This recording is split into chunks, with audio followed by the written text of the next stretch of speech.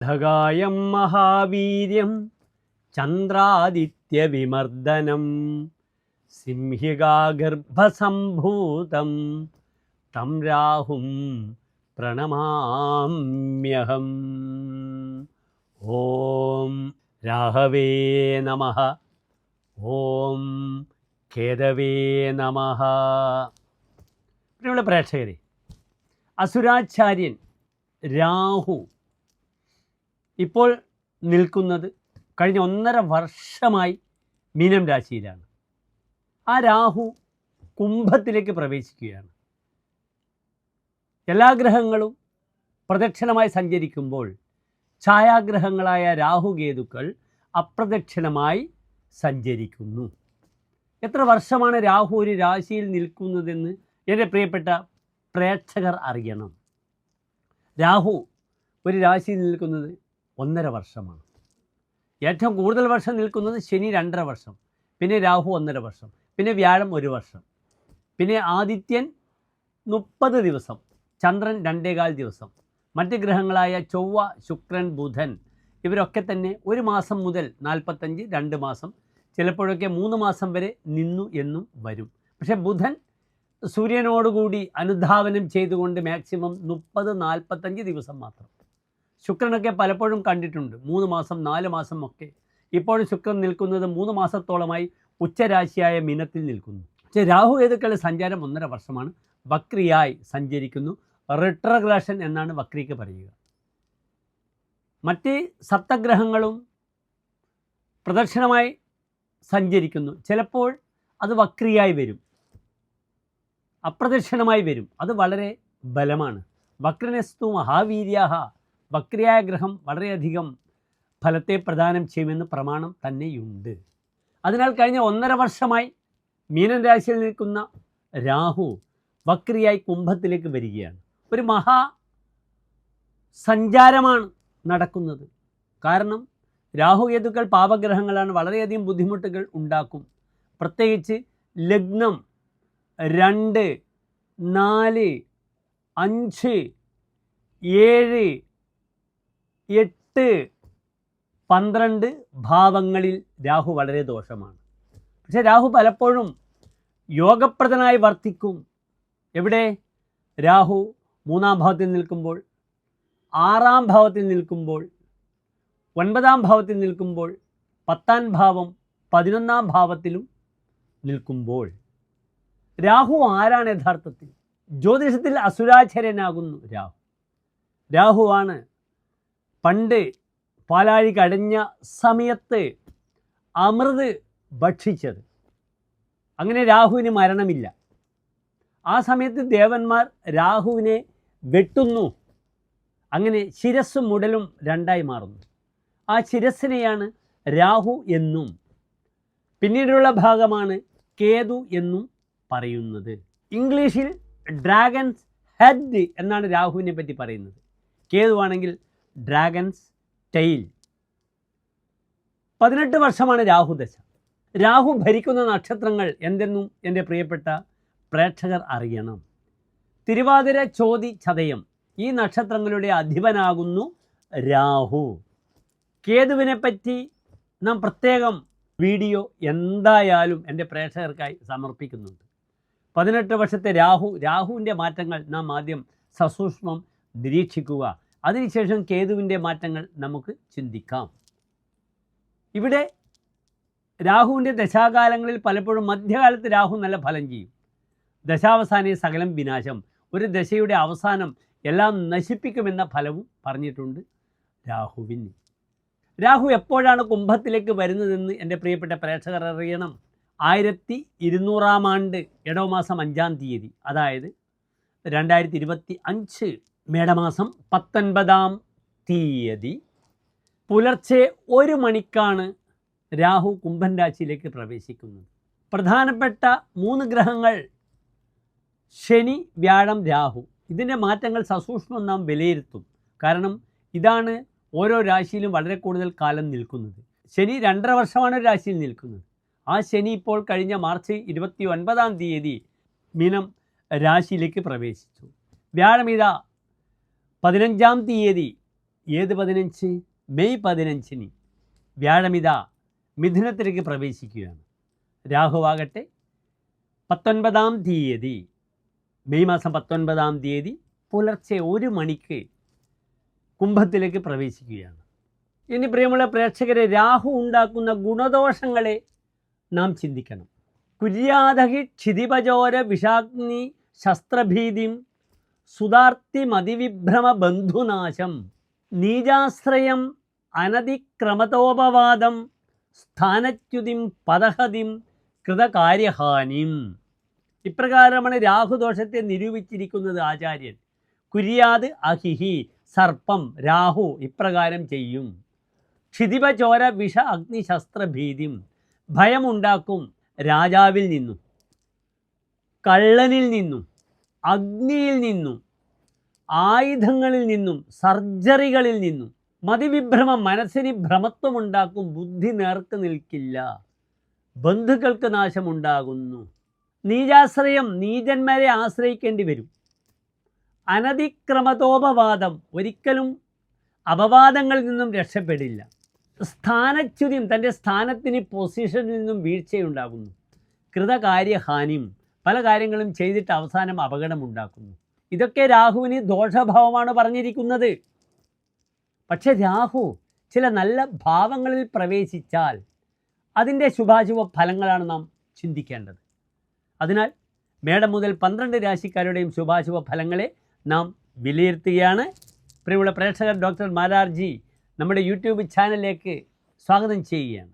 അടുത്തതായി നാം ചർച്ച ചെയ്യുന്നത് ഇടവൻ രാശിക്കാർക്ക് രാഹുവിൻ്റെ ശുഭാശുഭ ഫലങ്ങൾ എപ്രകാരമാണ്, രാഹുവിൻ്റെ കുംഭൻ രാശിയിലേക്കുള്ള മാറ്റവും അതെപ്രകാരം ഇടവൻ രാശിക്കാരെ ബാധിക്കുമെന്ന വിഷയമാണ് നാം ചർച്ച ചെയ്യുന്നത്.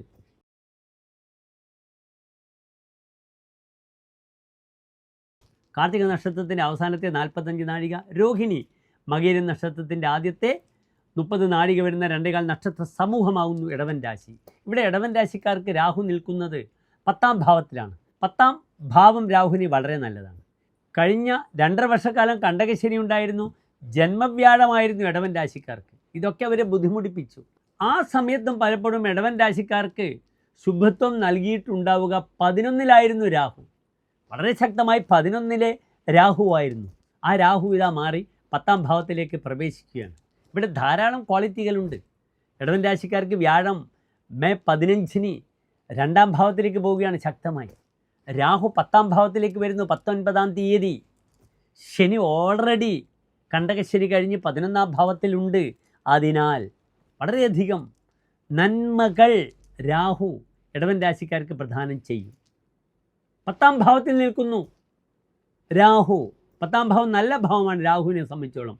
9-ഉം 10-ഉം 11-ഉം ഒക്കെ തന്നെ നല്ല ഭാവമാണ്. അതിനാൽ എൻ്റെ പ്രിയപ്പെട്ട പ്രേക്ഷകർ മനസ്സിലാക്കണം, എന്താണ് രാഹു 10-ാം ഭാവത്തിൽ ഉണ്ടാക്കുക എന്ന വിഷയം.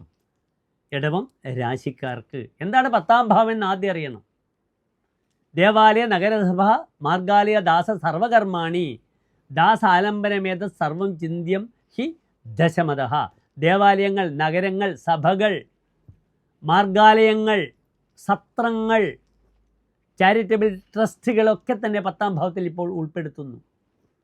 ദാസന്മാർ, തന്നെ ആശ്രയിക്കുന്നവരൊക്കെ തന്നെ, ഇതൊക്കെ തന്നെയാണ് 10-ാം ഭാവം കൊണ്ട് ചിന്തിക്കുന്നത്. എല്ലാതരം തൊഴിലുകളും 10-ാം ഭാവം കൊണ്ട് ചിന്തിക്കുന്നു.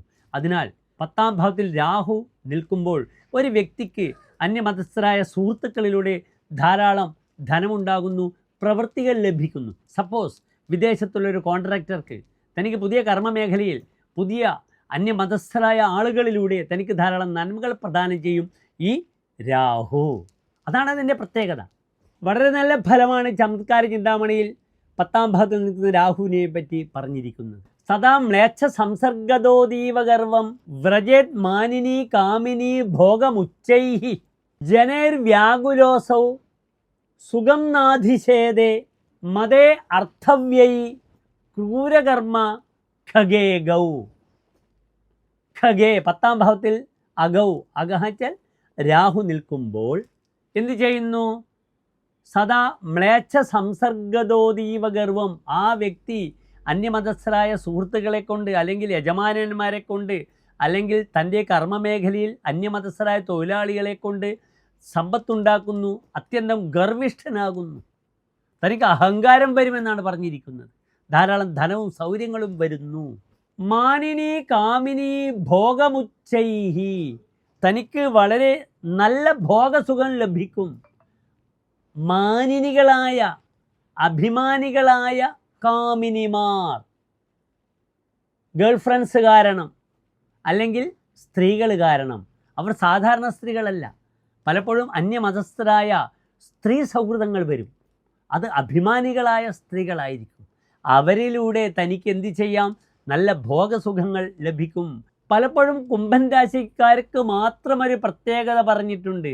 അന്യസ്ത്രീധന സംഭൃത, അന്യസ്ത്രീകളാൽ തനിക്ക് ധനം ലഭിക്കും. അതിനാൽ ഇടവൻ രാശിക്കാർക്ക് അന്യസ്ത്രീകളായ പെൺസുഹൃത്തുക്കൾ അല്ലെങ്കിൽ അന്യസ്ത്രീകൾ, അവരിലൂടെ ധനപരമായ ആർത്ഥികമായ അഭിവൃദ്ധി ഉണ്ടാകും. അവിചാരിതമായ പരിചയപ്പെടലുണ്ടാകാം. ഈ 1.5 വർഷം അതിലൂടെ ധനം ലഭിക്കും. സ്ത്രീകൾ തന്നെ സഹായിക്കും. അതാണ് പറഞ്ഞിരിക്കുന്നത്.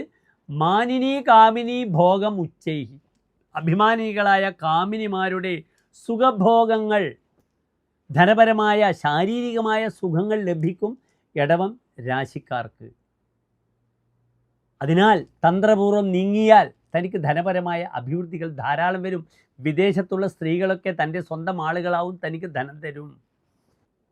ധാരാളം ജനങ്ങളുമായുള്ള ഇടപെടലുകൾ നിമിത്തം പലപ്പോഴും തനിക്ക് സമയ ദൗർലഭ്യം ഉണ്ടാകും, സ്വസ്ഥത ലഭിക്കുകയില്ല.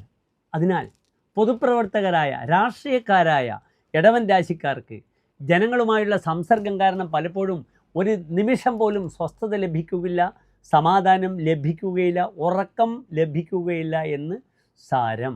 മതേർത്ഥവ്യയി, ഭോഗസുഖങ്ങൾക്കായി ധാരാളം കാശ് ചെലവാകും. മദ്യം, മാംസം, സൽക്കാരം, ഇങ്ങനെ ധാരാളം കാശ് തനിക്ക് ചെലവാകുന്ന അവസ്ഥ 10ൽ നിൽക്കുന്ന രാഹു ഉണ്ടാക്കും. ധാരാളം ലഭിക്കും, അപ്രകാരം തന്നെ ചെലവാക്കുമെന്നർത്ഥം. ക്രൂരകർമ്മ, പലപ്പോഴും ക്രൗര്യകർമ്മങ്ങളിൽ ചെന്നിപ്പെടും. നിഷ്ഠുരമായ പല പ്രവൃത്തികളിലും താൻ അറിയാതെ എത്തപ്പെടും. അതിനാലാണ് ആദ്യത്തെ ശ്ലോകത്തിൽ ഞാൻ സൂചിപ്പിച്ചത്, അന്യമതസ്ഥരുടെ സൗഹൃദത്തിലൂടെ തനിക്ക് അഹങ്കാരം, ഗർവിഷ്ഠനാകും. ആ ഗർവിഷ്ഠനാകുമ്പോൾ തനിക്ക് സൊസൈറ്റിക്ക്, സമൂഹത്തിന് നിരക്കാത്ത പാപകർമ്മങ്ങളിൽ എത്തിപ്പെടും. അതിനാൽ വളരെ ശ്രദ്ധിക്കുക. രാഹു പലപ്പോഴും സ്പൈ വർക്ക് ചെയ്യുന്ന ഗ്രഹങ്ങളൊക്കെയാണ്. അന്യരുടെ നിഗൂഢമായ എല്ലാ വിഷയങ്ങളും കണ്ടുപിടിക്കാൻ രാഹുവിനൊരു പ്രത്യേക മിടുക്കാണ് 10ാം ഭാവത്തിൽ നിൽക്കുമ്പോൾ.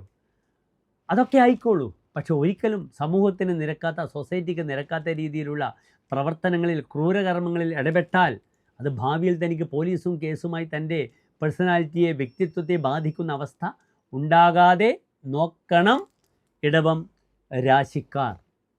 എല്ലാ പ്രിയപ്പെട്ട ഇടവൻ രാശിക്കാർക്കും ഒരു ശോഭനമായ നല്ല ഒരു രാഹുവിൻ്റെ 1.5 വർഷക്കാലത്തെ ആശംസിക്കുന്നു. നന്ദി, നമസ്കാരം. ഒരു നിമിഷം കൂടി ഇവിടെ പ്രത്യേകിച്ച് രാഹുവിൻ്റെ പ്രാർത്ഥനകൾ നിർബന്ധമായും തങ്ങളുടെ ധർമ്മദൈവത്തിൽ നാഗങ്ങൾ ഉള്ളവർ എന്ത് ചെയ്യണം? നാഗക്ഷേത്രങ്ങളിൽ വാർഷികമായി ഉത്സവം നടക്കുമ്പോൾ അവിടെ സർപ്പബലി, ആയില്യപൂജ, നാഗങ്ങൾക്ക് നൂറുംപാലും, മഞ്ഞൾപ്പൊടി, അതേ രീതിയിൽ ചിത്രകൂടം മുതലായ സങ്കേതങ്ങളൊക്കെ വൃത്തിയാക്കാൻ വളരെയധികം ശ്രമിക്കണം. കാരണം രാഹു നോക്കുന്നത് 4ാം ഭാവത്തിലേക്കാണ്. 4ാം ഭാവത്തിൽ രാഹു നോക്കുമ്പോൾ ധർമ്മദൈവങ്ങളുടെ അനുഗ്രഹ പൂർണ്ണത എൻ്റെ പ്രിയപ്പെട്ട പ്രേക്ഷകർക്കുണ്ടാകട്ടെ. അതിനാൽ ധർമ്മദൈവ സങ്കേതങ്ങളിൽ നാഗപ്രീതി ചെയ്യുക. അമ്മാമന്മാർ, മരുമക്കൾ, ഇവരുടെയൊക്കെ ആരോഗ്യത്തിന് രാഹു ബുദ്ധിമുട്ടുണ്ടാക്കും. ഗൃഹത്തിൽ സമാധാനം കുറയും. ആ വിഷയം പ്രത്യേകം ശ്രദ്ധിക്കുക. പരിഹാരങ്ങൾ ഞാൻ സൂചിപ്പിച്ചു കഴിഞ്ഞു. ഓം രാഘവേ നമഃ, ഓം കേതവേ നമഃ. നന്ദി, നമസ്കാരം.